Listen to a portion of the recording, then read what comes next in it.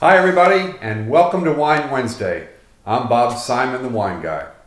So today I want to talk about port.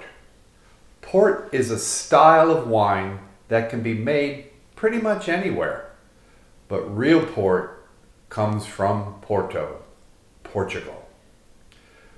Port wine is a fortified wine, which means it's had brandy added to it.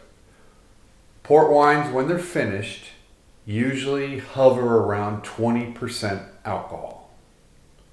You know, consumers tend to think of it as a dessert or a dessert wine itself.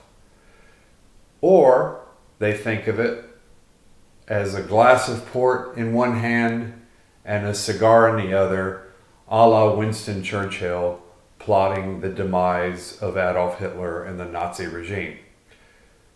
Port is a sweet wine, and it is designed to be sipped and savored, not gulped, not done as a shot, but slowly savored. So, there are a number of types of port. There's white port. It's fruity, sweet, basically pretty clear. Not one of the big styles, and nothing I'm crazy about.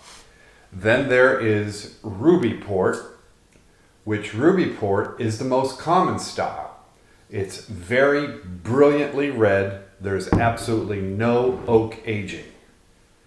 Then there's tawny port, which is aged in oak. The longer it is aged in oak, the more brown, straw-colored the wine becomes. It also becomes more expensive. This is because of oxidation. Some of it's evaporating through the wood, so it gets more expensive. 10 and 20 year tawnies are common, but there are 30 and 40 years. And then there's ones like this that do not have a year age on them, which is usually 3 to 4 years in oak. Then there are vintage ports.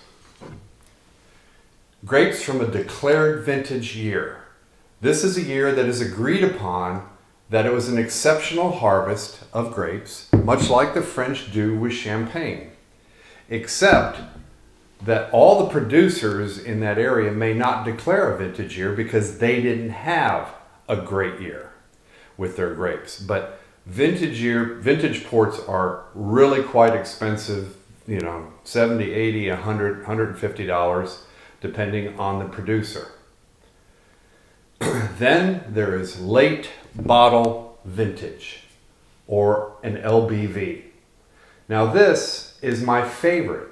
It's my favorite because one, it's almost as good as a vintage port, and some years it is as good as a vintage port. And two, it's from a third to a quarter of the price of a vintage port.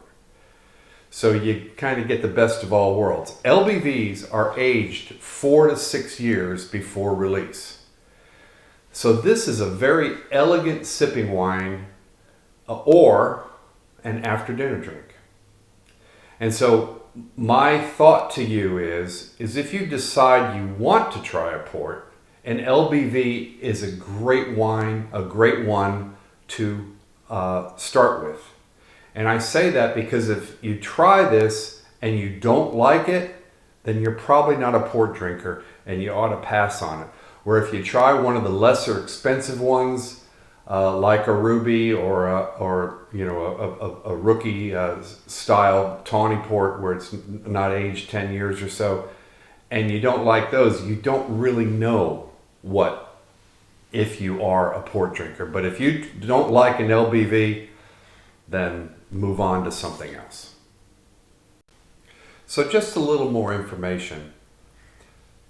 Once you open a port, you do have a little bit of time to finish it. Unlike a regular still wine where you need to drink it pretty quickly, a port will last, around a week, 4 days to 7 days generally. The more expensive they are, generally the longer they'll last. They may even last up to a month, but don't take any chances. Try to drink it as soon as you can. You don't want it sitting around for a couple of months and come back and have wasted a really good port. So, my wine of the week this week is from Sean Miner. This is the 2017 Nicole Marie. This is a red blend. It is 50% Merlot, 25% Zinfandel, and 25% Petit Syrah.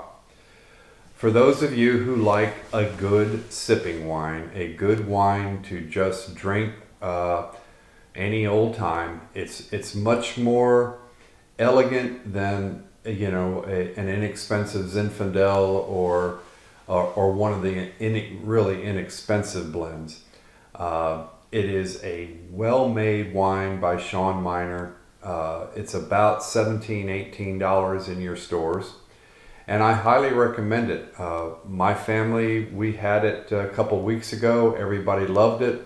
Had company over last night. We tried it again. Everybody loved it. So give it a shot. Nicole Marie from Sean Miner, 2017. Cheers, everybody, and have a wonderful week.